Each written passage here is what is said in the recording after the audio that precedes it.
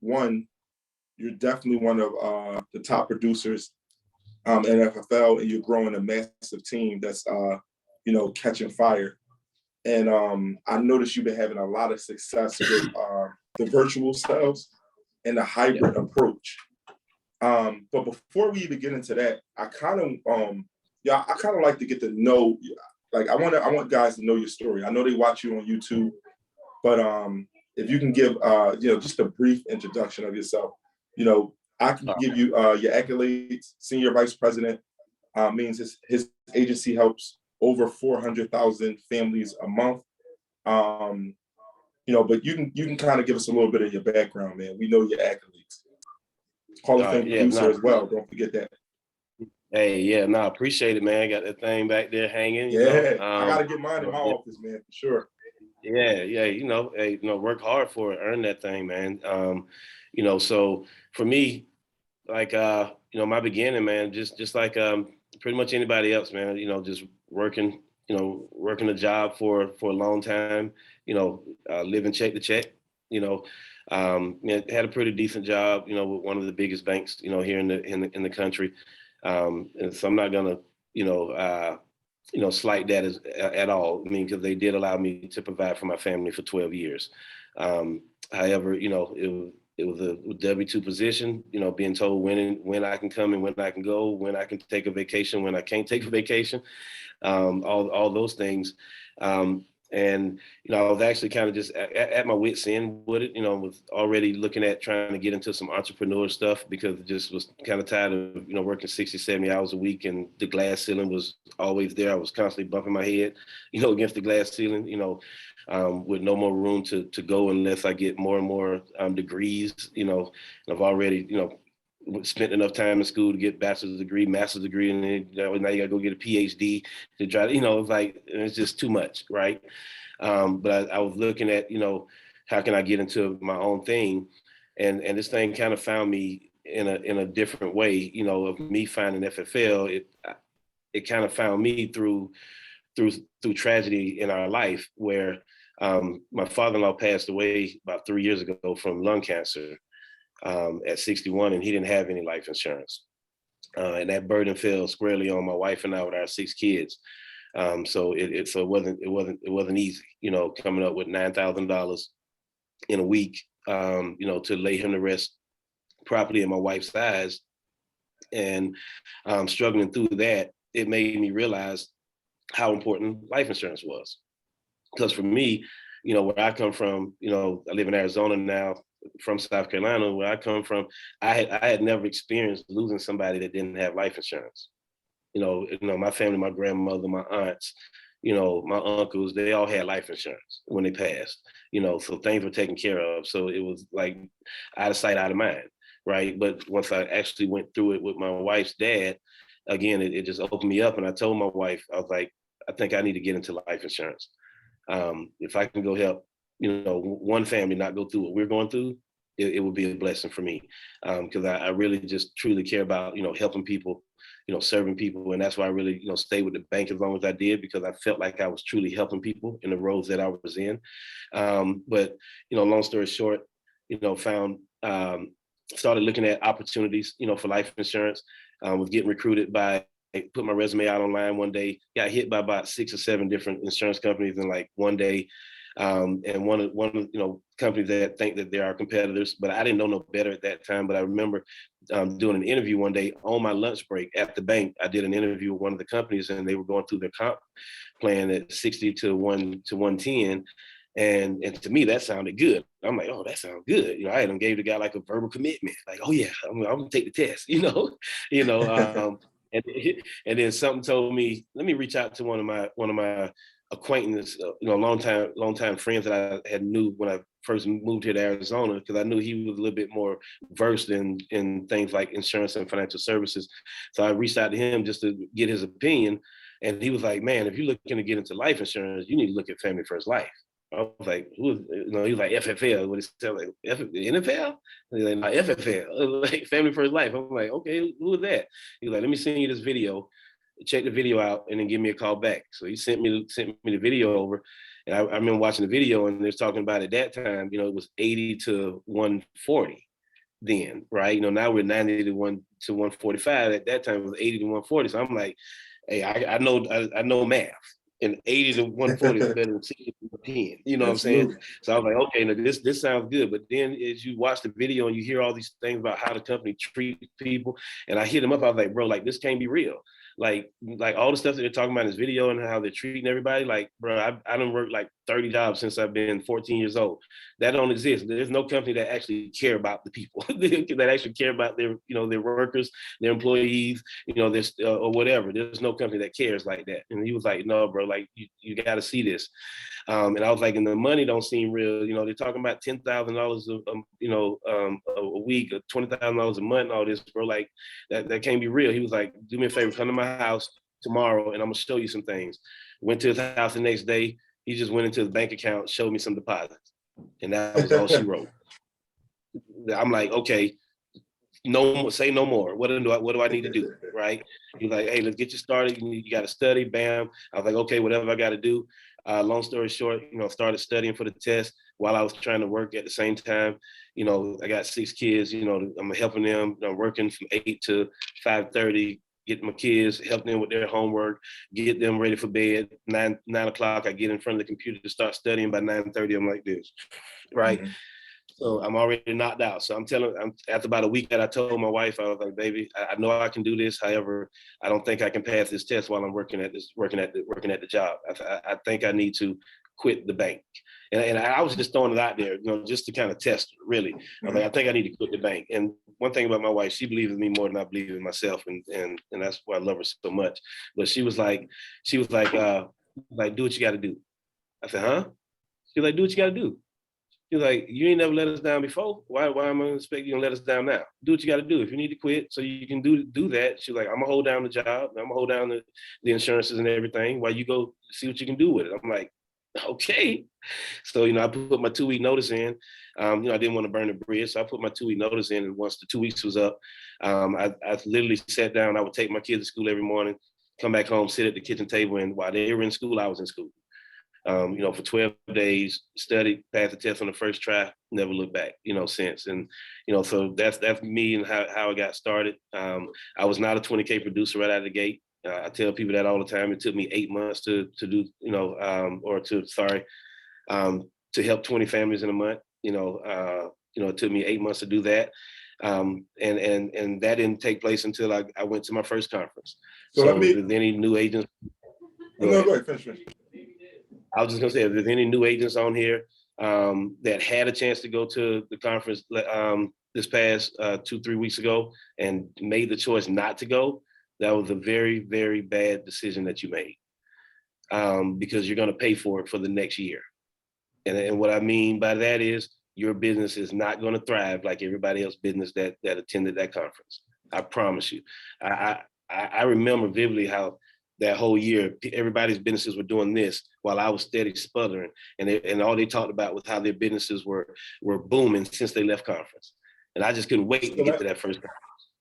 Yeah, yep. So it was told to me that going to that conference or missing that conference will definitely be the difference between adding between another $100,000 to $400,000 of revenue that year.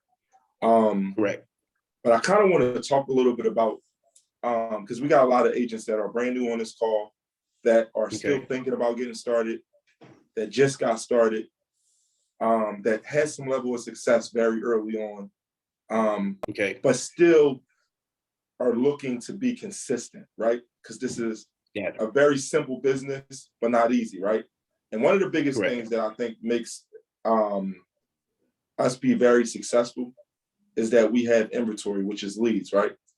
So I don't want to kind of, you know, what do you think was the biggest difference between, you know, your first month and month 8 when it clicked for you, and you started helping 20 plus families a month? What would you say the key factor? Inventory. Like, I'm telling you, like when I went to conference, because I started in June of 19, So I missed conference in 19, but when I set my butt in that seat in Vegas in February of 2020 at that conference, and I literally sat there and listened to people like Jonathan Porcino, who was the #1 agent that year. Steve Giordano was #2, but he was on his way. You know what I'm saying? You could tell he was coming fast. You know what I'm saying? Because he had only been here for I want to say 7 months in 2019, and he helped over 600 families, in 7 months. So you could tell that he was coming fast. But I remember vividly listening to both of them on stage, and the #1 thing that they both were talking about, the thing they had in common that they were talking about was stacking the deck. That's all I kept hearing at the conference. Stack the deck in your favor. Stack the deck in your favor. And that's when everything clicked for me. Because I ain't gonna lie, I was that guy in the beginning. I made so many mistakes, starting out. And I was that guy in the beginning that was trying to get a lot out of a little. I was that guy trying to squeeze blood out of the turnip. You know what I'm saying? Trying to get a lot out of a little. How much can I write by spending as little as possible? That's where I was prior to the conference of 2020. But once it clicked, was stacking the deck. And what that means is whatever amount of leads you think you need, get double. Mm-hmm. Yep, get double. And I guarantee you're going to hit your goal. Guarantee it, as long as you put the work in. So let me ask you this question. How much are you spending on leads? You had Hall of Fame last year, right? Yeah. All right. So how much are you spending? And for anybody who's unclear what Hall of Fame is, that's when one individual personally goes out and helps over 400 families in a calendar Correct. Year, which is unheard of in the insurance industry. Correct. But we had, I want to say, at 93? Least 50. How many? It was 93 this past year. It was 93 Hall of Fame producers who walked across that stage, and I myself and Brandon himself had the honor of being one of those Hall of Fame producers walking across that stage. And it's an honor to be a part of that prestigious group. But it goes to show you that anybody can be that number if you stack the deck. So I want to ask you, last year, consistently, because it takes consistency to do that, how much would you say you're spending a week on leads? Given every day in and out. It's a no-brainer. I'm at 2,500 a week. That's non-negotiable.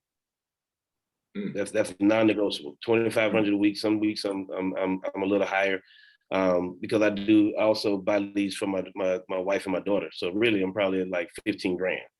For the month, because I also buy extra leads for my wife and my daughter as well. Okay, so 15 a month. And how many families would you help out of that, 15? And you can even include, because you're obviously buying leads for other people. So they're going out helping families too. How much would you think? So I'll do this. In December, I had to hit, my goal was to hit Hall of Fame. I had to help 70 families in December for me to hit Hall of Fame. Mm-hmm. So I tell people that I'm a stickler on numbers and consistency, right? Because I like things to be duplicatable. Correct. So I spent $17,500 on leads leading up into that, and I was able to do 80. I was able to help 81 families in the month of December when it's Christmas time, where everybody's saying no one wants to sit down, no one wants to talk, no one wants to do this, and it's not because I'm special. It's because I stacked the deck in my favor. I made sure I had enough inventory. I can't tell you, I got everything you guys got. Hey, talk to you after holidays. Hey, times are tough. Hey, I just transferred into a new job. Hey, this, hey, that. Right? But I also got this. Yeah. Hey, come on over. Yes, I was thinking about this. Hey, you know what? I want to do this before the new year. Hey, you know what? I'm so happy that we've taken care of this. Thank you. Thank you. I got a little bit of that out of a lot of the no's, right? But I had a chance to get in front of and talk to enough people to get enough no's and enough yes. And if you know anything about this business, you can get 10 no's and get one yes. And that one yes may be equivalent to what you would make at your 9 to 5 for the month. Yep. Correct. Just that one yes. Yep. Right? So if you can get one yes, it can change your business, right? Yep. But you can't get closer to that one yes or that next yes unless you have enough inventory so that you can get the no's out the way and you can get the yes. Me, I'm very straightforward. I'm saying, hey, I'm getting back to you about life insurance. Hey, I'm getting back to you about mortgage protection. Yep. I want you to play a game so that I don't waste my time. But when I know you're serious, I will come out, I will set up a Zoom, I will do a phone call, I will come to your front door, and I will service you and help you. Yep. So back to the question, I'm sorry. What would you say that $15,000 a month yields in families help? How many families do you think typically on average will be helped out of that? So between all three of us, because I know just my own personal lead budget is right around 10,000, maybe a little less than 11, and I'm typically between 40 and 50 every month in and month out. Is where I'm usually landing. Most time I'm around about 46 to 48 range for the month. Sometimes maybe right at 37 or whatever, just depending. But in total of all of us in the 15,000 that I'm spending, we're right around the 70, just like you. When you add in my wife and my daughter, because my daughter, she helps at least 10 to 15 families a month. She's 21 years old, lives at home. She's also my social media, she's on payroll. So she's doing this, on the side, building her team, while keeping us out in front of everybody on all the social media channels. And then my wife, so we use, I would say right around 70 to 75 families, off that 15,000. So, I mean, the numbers just seem like they're very transparent. I remember that same conference. That was my first conference as well. That 2020 conference was my first conference I've ever been to at FFL. And I remember something being transparent. They said, you want to spend $2,000 a week will yield you 10,000, right? Yep. And I'm like, all right. Every single producer that got up on stage that wrote or helped over 400, 500, 600, 800 families in a year, singular, said the same thing, right? So I told myself, man, if I'm half as good as that and I spend 2,000 and bring back 5, that's a net profit of 3. 3 times 4 is 12. That's 6 figures, right? Yep. And I'm like, all right, if I suck, I make 6 figures. Yeah. If I'm good or above average or work a little bit harder, I mean, the sky is the limit. So now that we got that out the way, I kind of want to get into a little bit about this virtual sales, right? I'm gonna be honest. Okay. I helped over my 400 families last year, and I want to say about 80 to 85% of my business was done in person. Through the pandemic, through everything, 80 to 85% of my business was in person, right? Because I felt if you can go to the grocery market, you can sit down with me for a few minutes and take care of something very important, right? Cool. However,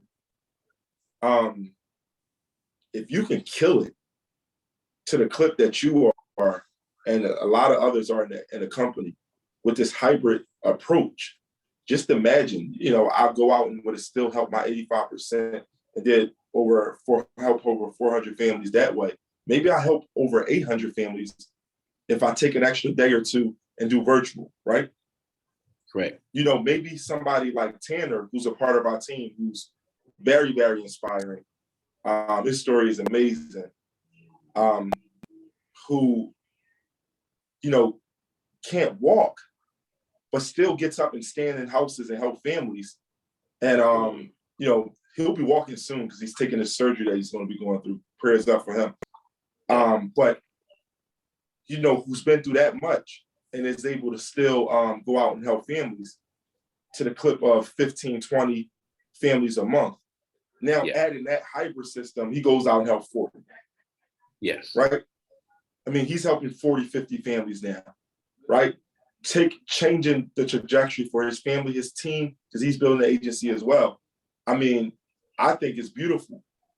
It is. I believe I looked and you did a video where you helped, I think, 20 families over 2 days or on a weekend. Yeah. Talk about it, bro. I mean, it's the one thing that stood out the most to me, because I did start the year all field. You know, I was, and I tell people all the time, I'm the guy that if you would have asked me about virtual sales in August of last year, if you'd asked me about virtual sales, I would have been the guy that would have told you it don't work. Don't waste your time. Leave it alone. That's who I would have been in August, right? And then a lot of that was because, you know, I tried some virtual stuff back in 2020 at the height of the COVID, where I did some Zoom, tried to do some Zoom sales, and didn't have a good go at it.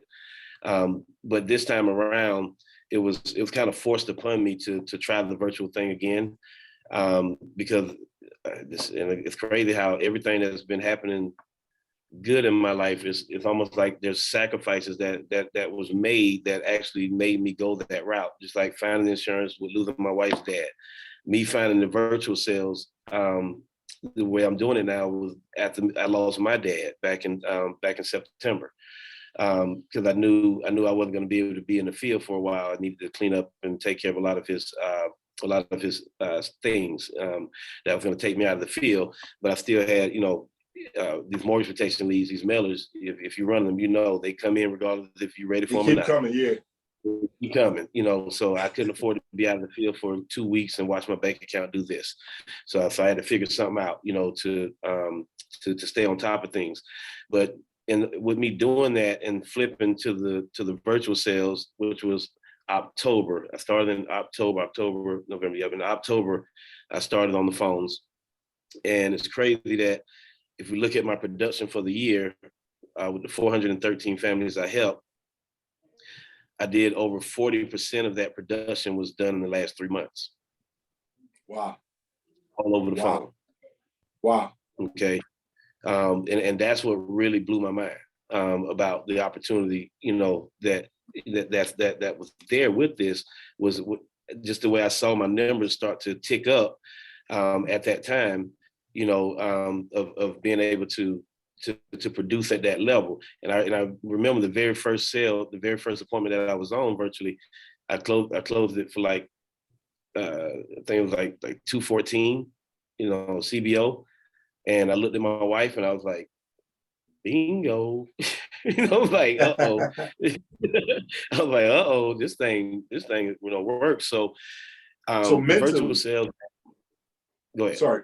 Mentally, how do you prepare yourself? Because a lot of things run through people's minds, and even mine out of curiosity say, hey man, how do you help that many families or get that many people to make a decision, you know, to move forward when you're over the phone? I mean, you're taking banking account information, socials, you know, what systems do you have in place to make your client feel more secure? And what is your process into keeping it simple and duplicatable? Perfect question, because that's what it was about for me when I first looked at it, because we had already started our virtual sales stuff at that time. And for me, I was watching some of the virtual sales training, which, you know, a lot of those guys, they're great, and what they do works for them. But the beautiful thing about FFL is we can all do this thing in different ways and get the same result. It's not like it's a one size fits all. You have to do it this way to make it happen. We all do different things, but we still get the same result. So what I was saying what they were doing wouldn't work for me. You know, the Zoom, the presentation, the PowerPoint, the hour-long call, all of that was like, no, I know I can't do that. That's not me. You know, I need to figure out a way to simplify it. It's got to be real simple. I don't want to do Zoom. It's got to be done on the phone, and just got to simplify it, you know, for the client, so that, because if we make it weird, they're going to make it weird. Okay, so that was my thought process. How do I simplify it? And so if you want to jump in, the best way for me to kind of go through it is kind of go through it and then explain why I do, you know, some of the things that I do. So for me, the biggest thing, my call, nothing changed on my call until after the initial. We all know how to call and verify who, the information, why we calling and all that. So all that stayed the same. My transition happened after I verified the information, right? After I verified the information, from you, that's when my transition would take place. So in my mind, I knew I needed to make them get comfortable very early on. I need to make them comfortable enough to be able to make this decision. So first of all, I don't make any call if you're not saying, when you call somebody, if you're not saying, hey, I'm not a telemarketer, don't hang up.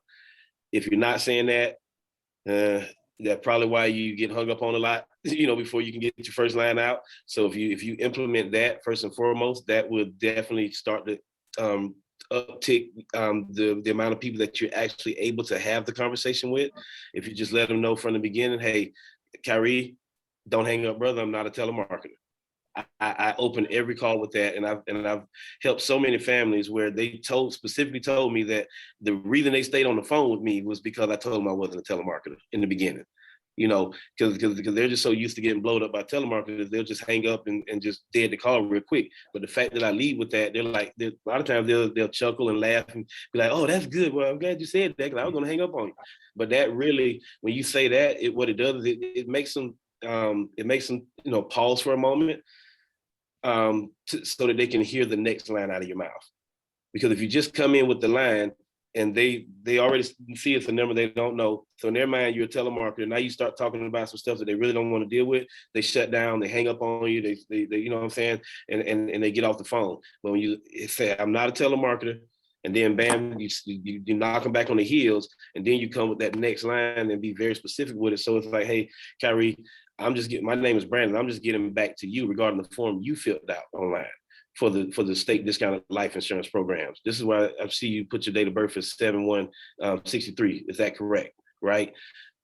Now it's like, oh yeah, that's correct, right? You know what I'm saying? And now they're gonna let me in. Bam. Now I go through verifying the information. Everything is gonna flip after I verify the information. Then I say, because for me it was like, I got to get these people to do it over the phone because I had no choice. I live in Arizona. My lead flow was in South Carolina and Georgia because I was traveling to South Carolina and Georgia 3 times a month to run my business. Okay. But so now I'm calling these leads from Arizona, and I need them to take a phone appointment because I can't be there to run the appointment. So in my mind, I said the best way for me to do that, I really need them to choose the appointment, because if you look at how we were doing things in the beginning and how we still kind of do things with the phone, the in-home appointment, I remember vividly when last year people would ask me over the phone, hey, can we do this over the phone? And then I would say, no, I got to come out there and make sure you're not as big as an elephant and chained to a hospital bed. Right. Yep. And then they would just be like, click, hang up, no. Because basically all they were telling me at that time was, hey, Brandon, if we can do it over the phone, you can get this deal, bro. But then I was telling them, no, I don't want it over the phone. I want to sit down in your house, you know what I'm saying? And then they were like, nope, it ain't going down. So I was losing deals just by not actually listening to the client, to the customer, right? If we listen to them, they're going to tell us how to close it. That was my thought. I was like, okay, so I need to let them tell me how to close them. How am I going to do this? So I'll go through it real quick and I'll explain why I do it that way. So let's say we already got your information verified and everything, Kyrie. Then I'll say, all right, Kyrie, due to the pandemic and these variants out here, Kyrie, we're currently servicing clients 2 ways at this time. I can either come out to the property and we can do this face-to-face, or we can do this over a phone call. Which option works best for you? I'm gonna just because we know if they say the phone, then we know that's how it's gonna go. So I'm gonna say, you can come by the house. Okay. All right. Now, if you say come by the house, then if you say that, so what I'm doing now, if you say come by the house, if you really want to buy the house, then what I would do at that time, or still now, I'll go ahead and book the appointment. So I'll say, okay, that's fine. If you don't, trust the phone process, Kyrie, that's fine. I can definitely come out and do it. However, brother, just so that you know, they don't have me dispatched back in South Carolina for another week and a half. Okay, this is exactly what I was doing. They don't have me dispatched back in South Carolina for another week and a half. I live in Arizona. but South Carolina is my territory, and I'm there twice a month to help families in person. And when I'm not there, I service over the phone. So if you want it done in the home, we can go ahead and let's go ahead and get you on my calendar for a week and a half. You can do it. We can do the phone. What do you have available? Yeah, so that's what I would do. And it's crazy because, and I'll tell you, I end up booking 9 appointments for in-homes that first week and a half that I was dialing over the phone, before I could actually get back to South Carolina. I booked 9 appointments, and I booked them all like a week and a half, 2 weeks out. But because that would happen. So I would just book them out. Now, if you said the phone, or if you said something about, I don't know about, trusting you over the phone or whatever, I would just, if you say the phone, then I'm saying, okay, Kyrie, we can definitely take care of this over the phone. But just so I can be totally honest with you at this time and fully transparent as I am with all my clients, if we're going to do it over the phone, once we find a plan that fits your needs, and most importantly, Kyrie, your budget, we're then going to be submitting a request for coverage to the insurance company to see if you can be approved. Okay, that is going to require us to provide some very sensitive information to the insurance company. Things like your driver's license information, your social security number, and your bank account information. Is that going to be a problem for you? We find something within my budget, obviously not. Okay, all right, so that's cool. If that's not going to be a problem for you, then we can definitely take care of this over the phone. Sometimes, every now and then, I'll get somebody that'll say, I don't know about, give me my information over the phone, with all these scams and stuff going on. And I'll say, hey, brother, I understand exactly where you're coming from. But again, that's why they give the option for me to come out and go face to face as well. But let me help you understand the process over the phone. Before I ask you for any of that sensitive information, Kyrie, I'm obligated by state law to send you a picture of my ID along with my state license. So you can use that and go to the Department of Insurance website and validate that I am who I'm supposed to be. Okay. And then when I say that, and they're like, oh, if that's the case, then we can just do it over the phone. Mm-hmm. And I'm like, okay. I like that. I like that. Say that one more time. Say that one more time so we can get that phraseology, like so we can get that phrase again, or that terminology. Yeah. So I understand where, again, where you're coming from. But again, that's why they give me the option to come out and go face to face. But let me help you understand the process over the phone, right? Before I ask you for any of that sensitive information, I am obligated by state law to send you a picture of my ID and my state license. So that way you can go to the Department of Insurance website and validate that I am who I'm supposed to be. That's good. That's good. Right. And all I'm doing is I'm doing the same thing that I used to do in the house, because I was that guy in the beginning that I would be in the house for 45 minutes, an hour and a half, and get in the friend zone. Yeah. And then they want to think about it, right? Yep. And I done lost an hour and a half of my life that I can't get back. That was me in the first 3, 4, 5 months, about 2, 3, 4 months, until I had to figure that out. And then talking with Stephen Yee, and he just couldn't figure it out either. He was like, bro, I don't understand how you don't get that. I don't get that. I'm like, well, it's just something that I get. So I'm like, okay, I got to figure it out. So then what I started doing is addressing the elephant in the room very early in the appointment. So even when I go in the house, within the first 5 to 10 minutes, I'm talking about what this process and what Stephen calls it is not kidnapping your client. Don't kidnap them, right? Don't pick them up and take them somewhere where they don't know where they're going. Take them through the process first, so that they know what to expect. And so that's what I would do in the house. I would get in the house, let them know this is exactly what's going to go down.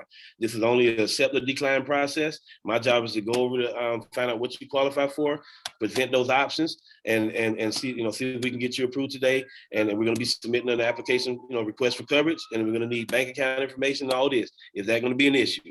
I need to get that out in the first 5-10 minutes in the house. So that way, if it's an issue, let's address it now. Let's talk about, you need to think about it and all that now, before I waste 30, 45 minutes of a presentation for you to then tell me you got to think about it. No, let's address it now on what to expect, and make sure that you're okay with going through this process with me. So same thing I'm doing over the phone. I want to get it out of the way early. So if they are going to say, oh, I'm just looking for quotes or whatever the case may be, let's get that out of the way right now. Because I have no problem just hanging up on you right on the phone. I'll just hang up on you. I have no problem getting off my phone. Because that's me. I spend very little time with BSers, and I spend all the time in the world with serious people. But you only can do that if you're in a position of power where you got your Correct. inventory so that Got you the can be able to inventory. choose your ideal client. I love it. Exactly. Exactly. My grandma always told me a bird in the hand is better than two in the bush.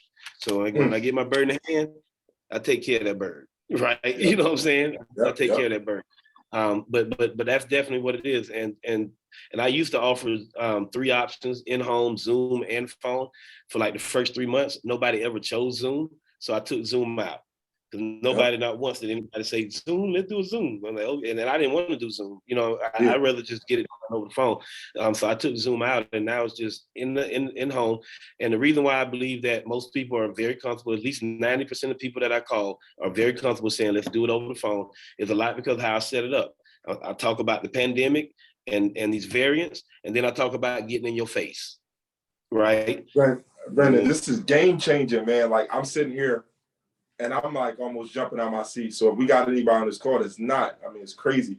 Guys, drop any questions that y'all have in the chat, so that we can, get him out here, because he's dropping nuggets. The biggest thing for me is a light bulb goes off, right? Because we can get our license in another state in a matter of a click of a button, right? And a little small fee, right? And I'm thinking, like, if you live, because we have agents all over. We have agents in Nebraska, Miami, Philly, Georgia, Atlanta, like everybody. So my thing is, we have some agents that we hire and they say, oh man, there's not much leads in the CRM in my area. Hey, I don't want to wait for this mill drop to stop here or start here. When we have access of leads in all 50 states, where you can literally now, with this hybrid virtual approach, you can literally look and say, hey, there's a bunch of leads over in Maryland, and get on the phone, book the appointments, and serve and help the families. And just imagine, you got Jonathan Persino. We got the pleasure of being literally across the office from him. So we're in one building, and they're in building, he's in building 2. And he's 100%, virtual. Now Steve Giardano, 100% in person. So it's beautiful to see $2 million producers both having success doing 2 different things. I mean, doing the same thing 2 different ways. Steve Giardano loves to go in the house, loves to see his client. He was our number 1 producer, I believe it was 1.3 or 4 million last year. And JP wrote like 1.2, right under him. And JP does the virtual approach, and he may be in 5, 6, 7 states in one given day, helping families all across the country. And still get his deposits the same way, because the deposits in your bank account, they don't say, hey, you're only going to get this amount because you helped this person over the phone with no pants on. And this one is not going to say, hey, you drove, you put your gas in your car, you came to that person's house, you shook their hand, you drank their water, you sat down with that family and helped them, so you deserve to get a little bit more. They don't work that way. They pay out the same way. So guys, if you're not jumping on this virtual thing, if you don't understand this platform, let's get on the trainings. There's a lot of trainings. Guys, we have trainings every single day. We have trainings on Mondays, Thursdays, Fridays. Make it your best to be a student of your business, right? Be a student of your business, because no one's going to get the information for you. It's all accessible, right? We're independent business owners. So we got, Brandon Kitchen on here, who's killing it and just told you your story. And I haven't seen a question jump in the chat yet. And I'm not calling anybody out, but guys, y'all gotta have some questions. Because if you're not helping 20 families a week, while you go out and sit in their dining room table or their kitchen table, then you definitely need to try something new, right? And if you are helping 20 families, what if you can help 40? And if you're helping 40, what if you can help 60? Because the person who helps the most family wins, right? And what if you have an unfortunate situation where tragedy or just an inconvenience happens where you only have that option? you better know how to do it now so that when that time comes up, right? So guys, I mean, Genesis, I don't know, if there's any questions in that chat, can you read them? Do you see anything? I do. Okay. Osmond and Kelvin. So Give me the Osmond right asked, one. Slow typer. I'm sorry, someone's talking and I don't know who. I couldn't hear it. Okay, so I'm gonna read this question. I'm from sorry, I'm a Osmond. slow typer, guys. Oh, okay. Just post your question there. I'm gonna Yeah, read post it in the Osmond. chat just so we can get to everybody in timely fashion. I Osmond want to asked, respect Brandon's time. Good. Osmond asked, is this process the same when helping families in different states? You're no longer the local guy. Is the credibility the same? And can you convert every call to a virtual appointment? Great questions. And yes, I mean, the process is the same. And in terms of the credibility, it's just about being upfront, with your credibility, sending them, things like, picture of your badge or your credibility sheet and your license, so that way that's what's going to help build the credibility for you, is just by, sending them proof that you are a professional. At the end of the day, they could care less what state you're in. I do sometimes call, from the number from that state, because of my dialing system. I have different numbers, but a lot of times what I've been doing lately, I'm from South Carolina, and this is, something that we've been finding that's been working. So if you want to try it for yourself. But me, my wife, a lot of my agents, we're all, when we're dialing to other states, we're using a South Carolina phone number to call every state. And of course, I'm biased on South Carolina because that's where I'm from. But I do, I believe it's something about having a number out of the South that people answers that number a lot, and they're typically pretty nice, because they think that I'm, or they hear how I talk, so they know I'm from the South. But I think it's something about that type of number that people will answer that number. I called to Illinois, I called to Alaska, I called to Hawaii, all with my South Carolina number, and people pick up more often than me using a number from their state when I call. So you don't have to be the local guy. You just got to be real good at helping them understand that, that you are a professional. And because when it comes to the phone sale, people just don't want to be taken advantage of. They don't want to be scammed. They don't want to be taken advantage of. So if you get real good at knocking that down very early in the call and helping them be very comfortable with you, then they're gonna allow you to help them. Okay. And in terms of the converting every call, every lead. There's no specific leads for phone sales. There's no specific leads, and I do some live transfers. I also do believe I won't say they're a waste of money, because I watched Matt Goodrich write $100K in December to hit Hall of Fame on all live transfers. He spent like $22,000 that month on leads and all live transfers, and wrote over $100K to hit Hall of Fame. So they work as well. However, I know the ROI, is just better, with some regular, some internet leads. The ROI is just that much better. So you can convert any lead. You just got to have the right flow when you get them on the phone.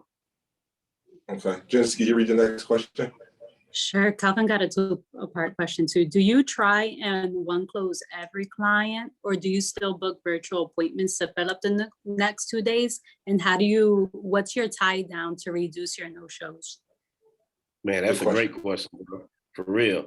So I try to, the whole thing that I try to do is convert the one call close. And that's what I told my wife when I talked about doing this. I told her what really made it click for me before I started. I think my wife and I, we were watching Wolf of Wall Street that night.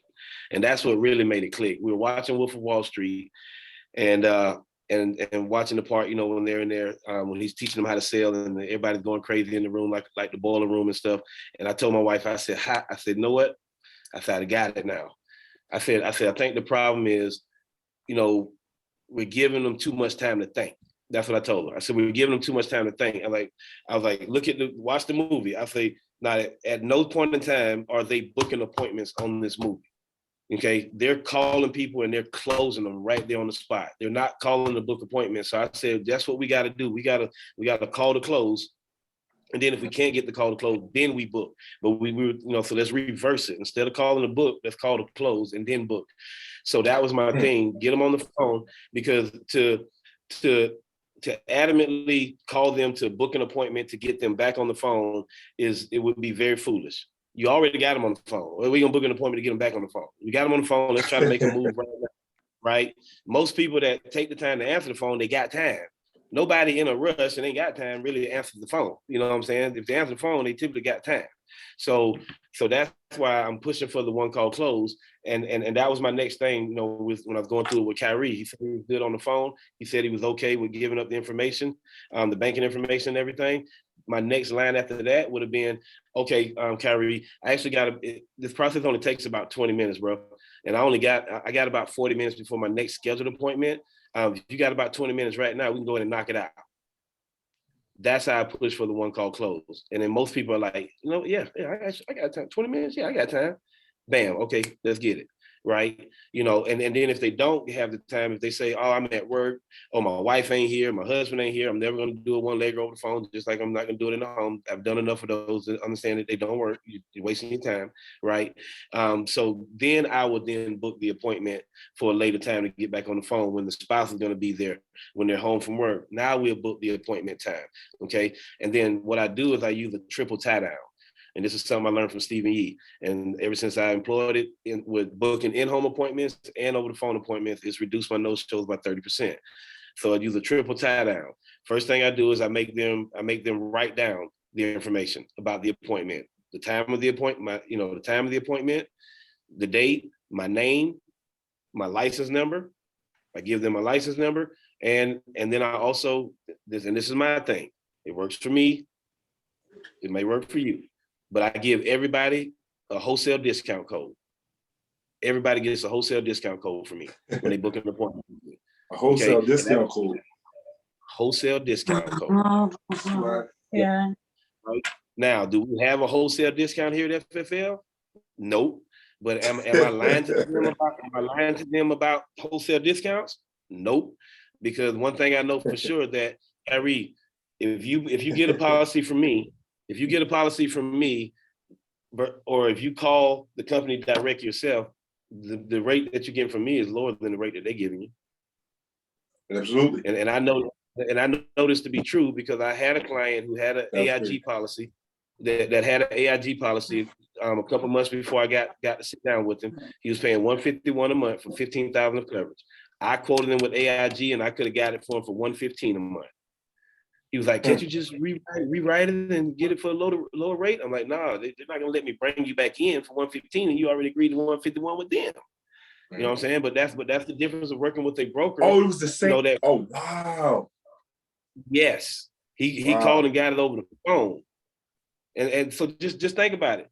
FFL, we're the number one IMO for every insurance company that we write with. We're number one. So do you think they're going to give? One? No, they're not going to give one client a better rate than what they're giving us as an entirety, as an organization, right? We're bringing a lot of money to the table every month, so we're getting to play a rate. Okay, we're getting the discounted rate for our clients. And so once I realized that, that's why I talk about the discount code. I don't have a code for that, but you working with me is going to get you the discount. So I'm not lying, but I know people like to hear certain words when you're talking about things. So everybody loves discounts, right? Everybody loves discounts. Nobody want to pay the retail price for something. They rather pay the sales price.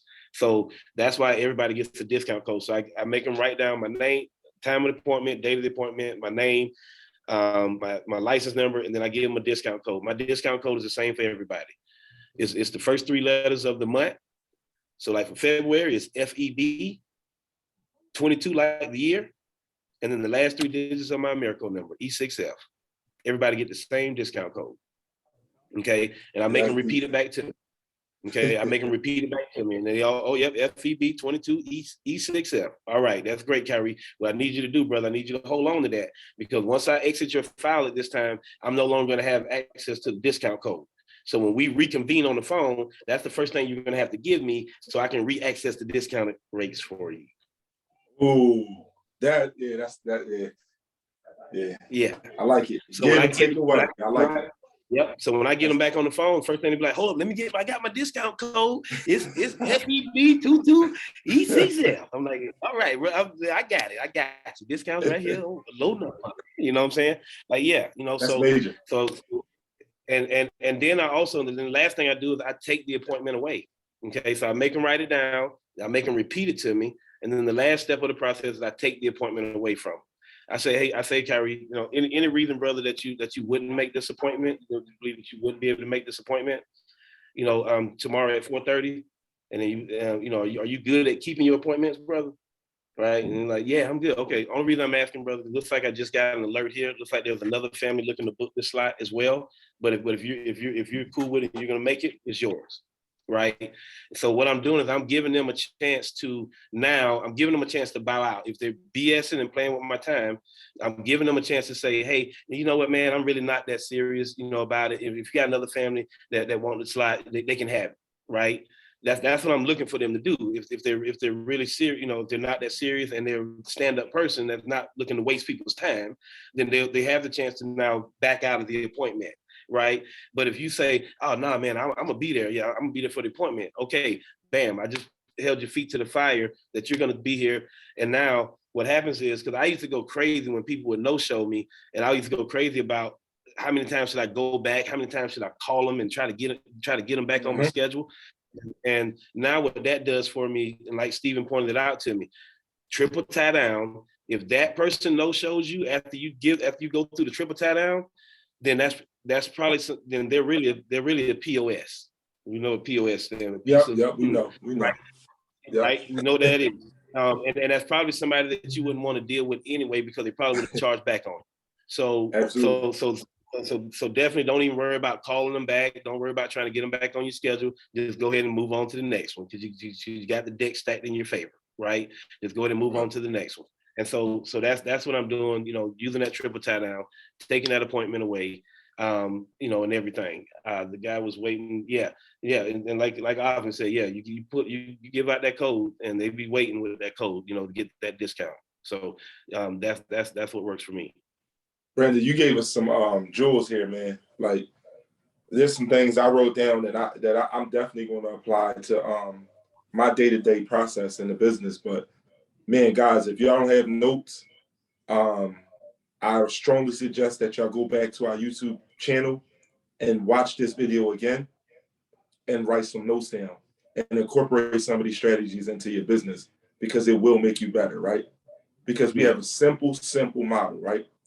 You buy leads, you book appointments, and you help families, right? So if you're already buying the leads, right, he just gave you some tools to help you book more appointments, right? And if you book more appointments, you're going to sit in front of or talk to more people so that you can be able to help more families, right? Which then helps your family, right? So it all starts at the first course, right?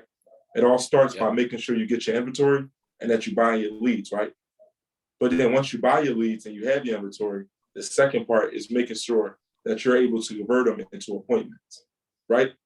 And he just gave us some jewels that you can use over the phone for either in-house when you're going to sit down with a client, or a virtual call.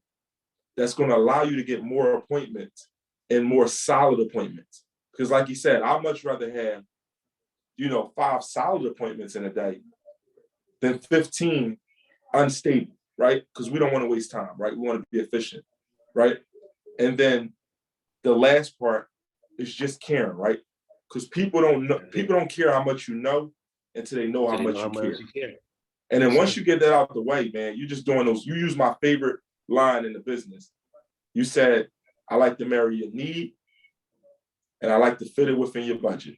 If I'm able to do those two things, then is there any reason that we don't protect your family or we don't proceed and get this place?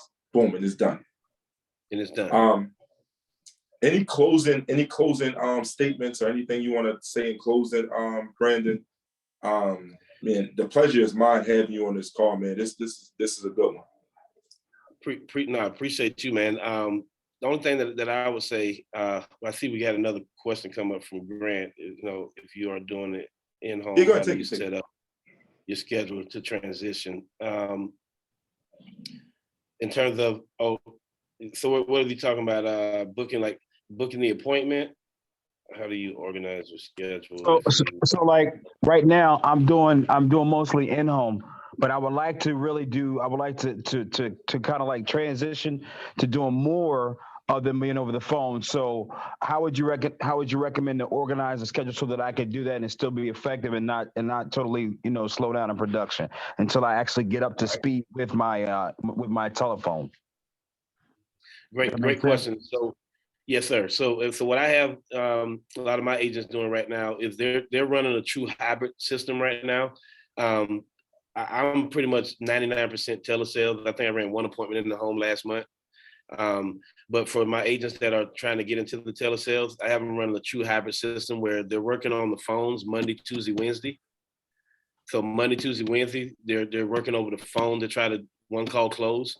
And they're running in the field on the weekend, because we know the weekend is the best time to be in the home, the best time to be in the field. I would say 70% of my production last year came from the weekend, so that's the best time to actually run business. So they're phones Monday, Tuesday, Wednesday, and then Thursday back to the normal schedule of dialing to book up Friday, Saturday in the field. So that way you can still go out and help, at least 5 families or more over the weekend, which if you're trying to just get to 20 families a month, you help 5 on the weekend. That's already got you where you need to be to get to your 20 for the month. Then that gives you that Monday, Tuesday, Wednesday to kind of play with and use that time to try to get better on the phone. And then you'll be able to kind of transition it as you go, in terms of kind of dialing back, the field run, and, as you get better and better on the phone.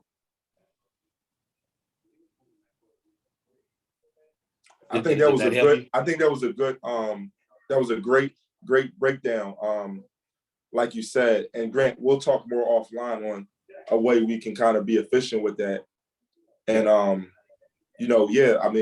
let's incorporate some of these things, man, so that we can help more families get better. And the return is always going to be a byproduct of helping us and helping our families. Correct. So listen, man. The last thing I'm going to say is real quick, and sorry to cut you off. No. The last thing I was going to say is, like I said, the other thing, man, if you're in this thing for the right reasons, you're going to be successful. And I really can't stress that enough.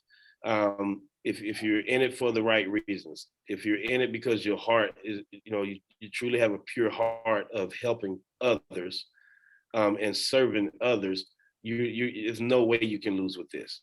There's no way that you can lose with this. But if you're in it for the money, you're gonna have a hard time. It's gonna be very tough, to do it that way. It's got to be truly out of the passion of helping others, and like Kyrie say, the money is the byproduct of helping others, as well. And once you get there, because today I'm wearing a shirt. I don't know if you guys can really see it. So this is a shirt of one of my clients, in love and memory of one of my clients. His wife just brought it to me today, so that's why I'm wearing it today. But this is one of my clients that I helped with the CBO 100 back in June. So wow. Just like 7 months ago, 39 years old. His actual 40th birthday is this Saturday coming up. And he just moved out here in Arizona from Colorado, moved out, by himself to bought a house to set up for his family. He has 6 kids, and his wife was back in Denver while he was out here working, to set up the house for him. And I remember the brother very vividly, Juan. He didn't give me any pushback. He actually understood how important it was to protect the mortgage for his wife and his kids. It was a very good appointment. He was really, really in tune with everything, understanding all the benefits and everything, and was really just ready to protect his family. And he passed away from COVID about 3 months ago, actually. And his wife didn't even know that he had life insurance. That's why we just found out he passed last Thursday was when we found out. His wife called us because the only thing, he passed back in December, but the only thing that he told her when he was dying was, if anything happens to me, call Brandon. She said that's the only thing he told her. If anything happens to me, call Brandon. She didn't know who Brandon was. He just was telling her, call Brandon. He didn't even tell her that he had life insurance, right? And she ended up uncovering the policy while they were cleaning up the house last week. While they were cleaning up the house and trying to get the house together, she found the policy under the kitchen sink of all places. She found the policy, and she called us to let us know, what happened and see, how could we help. And she came to my office, today, and she brought us shirts, and little things from him. And she just squeezed and hugged me and my wife so tightly and was crying. That's why we do what we do, is because people actually need this. They need this coverage. Families need this. Because she was about to go crazy because she didn't know how she was gonna move forward now with 6 kids, no job, a house payment, and didn't think that there was nothing in place. But the fact that she found that policy, and now knowing that, after Mirko completes everything, it's $225,000 paying out to her, where she can pay this house off if need be for these kids and move forward. She was just so extremely grateful, that it really just, reiterates, why we do what we do, and why it's important that we push through the objections, that we challenge people when they start saying stupid things like they need to think about it, or they could save the money, or that price for that little bit of coverage don't make sense. When they start saying stupid stuff like that, we have to challenge that stuff. But you can't challenge it if you haven't done your homework in the beginning of the appointment and collected enough bullets in your gun to fire back at them. Because that's what the beginning of the process, you got to spend time on the why and dig into that why. I know a lot of times, a lot of us, we gloss over that part of the appointment, and then we wonder why we get to think about it at the end. Is because we don't spend enough time digging into that why and making them visualize for themselves why they need what we're sitting down talking about today, and also giving you the ammunition for your gun. So when they do say something stupid, you can now just fire back at them with the same ammunition that they gave you earlier. Like, I thought you said you were doing this because you didn't want your wife to struggle, right? And so what is there to think about, right? What is there actually to think about? There's nothing to think about because you said you want to do this to protect your wife. So are you still thinking if you love her enough to protect her? No? Okay, so you love her? Okay, so we're gonna get her protected, right? So just make sure, yeah, right. So just make sure, that you're doing what you gotta do, man, because we just never know. We're not God. We don't know when people's time is up. We don't even know when our own time is up. Right. So just do what you gotta do to get the family protected. Because you don't want on the flip side of this story that I'm talking about. I had a lead, and I'm gonna get us out of here, but I had a lead 2 years ago that I had to leave for 3 weeks. I didn't get out and door knock it. I wasn't out resolving my leads like I needed to. And when I finally got out to door knock the lead 3 weeks later, and the daughter answered the door, and she said that her dad had just died the week before I got there. Like, that was another experience that I've had here that really made me turn it up another notch, because it really made me understand how important my job is. And again, and look at these leads as not just leads. These are people asking for help. These are not leads. They're people asking for help. And we got to get them. We got to do our due diligence, our duty to get it out to them, whether they want it or not. Like I tell people, when they say I'm not interested, I say, guess what, Kyrie? I ain't interested either, brother. Especially working with somebody that's saying that they don't need what I got to bring out to them. However, it's my job, brother. And I got 6 kids that's got to eat. So I got to get the information to you. So, and I can care less what you do with it. Once you get it, you can burn it, you can trash it, you can ball it up and play trash can basketball with it and scream Kobe with the fadeaway. I do not care. Okay. My job is just to get the information to you, and you do whatever you want to do with it. That's how I break it down. You know what I'm saying? So we got to push past things and make sure that we get these people help, because we know that their family, the beneficiary is who we actually fighting for, not the client. We're fighting for the beneficiary to make sure that when that time comes, that beneficiary has exactly what they need to press forward. And I'll leave it right there. But man, I just thank y'all again for allowing me on, man. No, thank you for coming on, man. And if there's anything you need from me or any of my team or anything, man, we're here to help, man. This is Family First Life. We are one big family. Yes, sir. And I consider you a brother, just like everybody else on this call, as family. Let's go out and make this one of our record-breaking weeks of helping families, because like he said, it's all about helping families, right? Don't look at your leads as leads anymore. That was a great approach. Look at them as people asking for help. And that's literally what it is. This is people that raise their hand and say, help me, right? Yeah. And it's your job to help them, because you never know. You never know, yeah. Right? Never know. And if you never delivered a job check, you just heard what it looks like and felt what it feels like when you're able to help a family in a time of need, right? Yeah. And eventually you're in this business long enough, you will get it. But make sure that the phone call that you get is that when you're jumping into action and you're actually being able to help that family, and then they give shirts and things like that, and they kind of remember you forever, right? Because you have power. Every single time you walk into a house, right, you bring value. You bring the value to be able to walk out of a house and then being able to leave $1 million or plus behind in coverage. Yeah. Carry yourself that way. You bring value. When you walk into that house, that house will never be the same again when you walk out, because you left $250,000, $75,000, $2 million, $1 million, whatever it is, you left that behind, $30,000. You left that behind in that house. So if you carry yourself and your approach to this business that way, then I promise you, if you fight for the families, they will fight for you. Yep. And you start getting referrals and a bunch of other things. So man, that could be a whole nother conversation right there. It is. We gotta have you back on, bro. We gotta have you back on, man, because we can get into some major jewels, man. And I can already tell, man, you're a great leader, a great trainer. Your team is blessed to have you, man. And if they don't tell you, I'm going to tell you. I'm pretty sure they do. But appreciate it. Thank you for everything you do, bro. And if there's anything, let's unite, man. Got you. Yeah, right, no, I'm with it. I'm with it, man. So definitely, I don't think I got your she did send me the number. So I'll make sure I'll get you locked in, send you a message, because I definitely would love to get you on my call here in the next couple of weeks as well.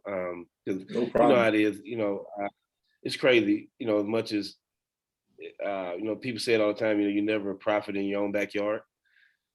So that's true. That's true.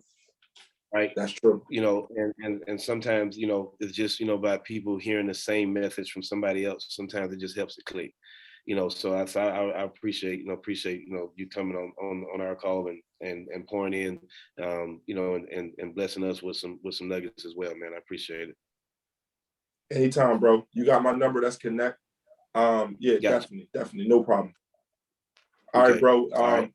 Guys, that's making a productive week. Love all you guys, and I'll talk to you soon. Peace. All right, bro.